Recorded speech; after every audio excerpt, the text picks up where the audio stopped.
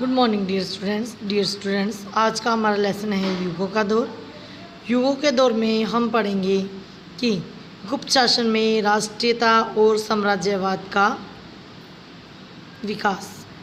मौर्य साम्राज्य का पतन होने के बाद उसका स्थान शुंग वंश ने ले लिया, जिसका शासन जो है मौर्य शासन काल के शासकों की अपेक्षा काफ़ी छोटा था। दक्षिण में बड़े राज्य स्थापित हो रहे थे और उत्तर में काबुल और पंजाब तक बाकत्री अथवा भारतीय यूनानी फैल गए थे। मेनांडर के नेतृत्व में उन्होंने पाटलिपुत्र तक पर आक्रमण किया, किंतु उनकी पराजय हुई। स्वयं मेनांडर पर, जो कि एक यूनानी था, पर भारतीय चेतना और वातावरण का ऐसा प्रभाव पड़ा कि वो बौद्ध हो गया और वह राजा मिलिंद के नाम से प्रसिद्ध हुआ। बौद्ध आख्यानों में उसे एक संत के रूप में मान्यता मिली हुई है। यूनानियों के आगमन से भारत में भारतीय और यूनानी संस्कृतियों के मिलन से यूनानी बौद्ध कला शैली का जन्म हुआ। भारत के मध्य प्रदेश में सांची के समीप बेसनगर में ग्रेनाइट पत्थर का एक स्तंभ है, जो हेलियादोग स्तंभ के नाम से प्रसिद्ध है। इस स्तंभ पर संस्कृत भाषा में एक लेख अंकित है। इससे हमें उन यूनानियों के भारतीकरण की झलक मिलती है जो सीमा पर आए थे।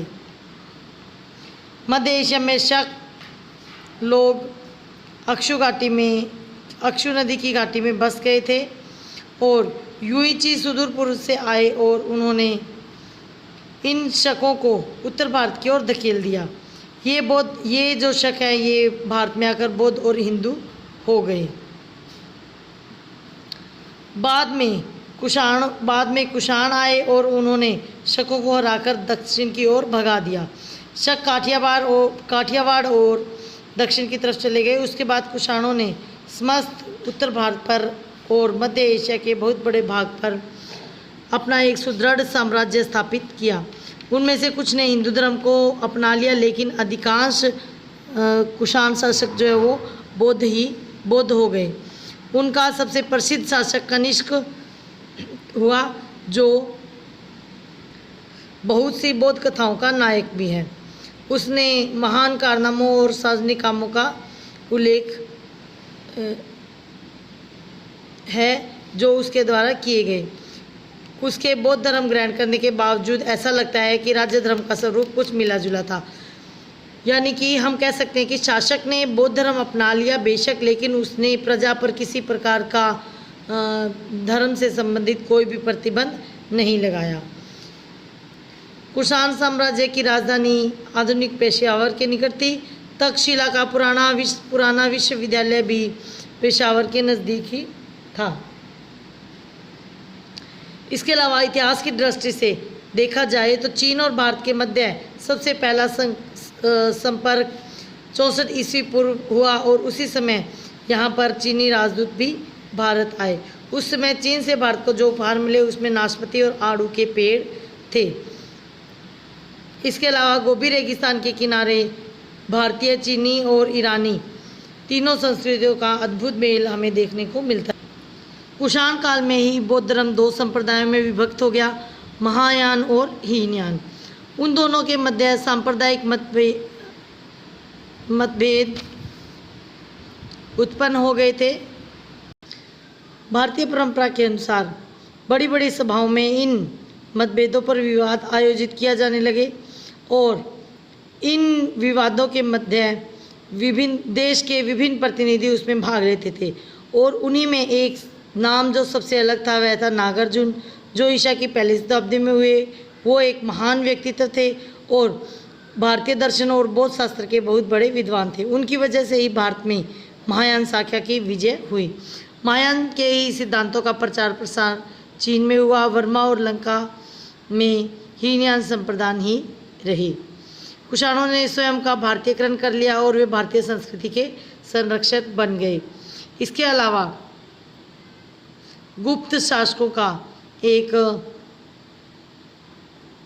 महान शासक हुआ जिसका नाम चंद्रगुप्त था। उसने नए आक्रमणकारियों को मार भगाया और शक्तिशाली विशाल साम्राज्य की स्थापना की। इस तरह इस 320 ईस्वी में गुप्त साम्राज्य का युग प्रारंभ हुआ। इस साम्राज्य में एक के बाद एक कई महान शासक हुए जो युद्ध और शांति दोनों में सफल हुए। लगातार आक्रमणों ने विदेशियों के प्रति विरोध की भावना को और अधिक दृढ़ कर दिया था, जिससे कि देश के पुराने ब्राह्मण क्षत्रियों को मातृभूमि और संस्कृति दोनों के विषय में सोचने पर विवश होना पड़ा और इस तरह भारत में राष्ट्रीयता का उदय हुआ।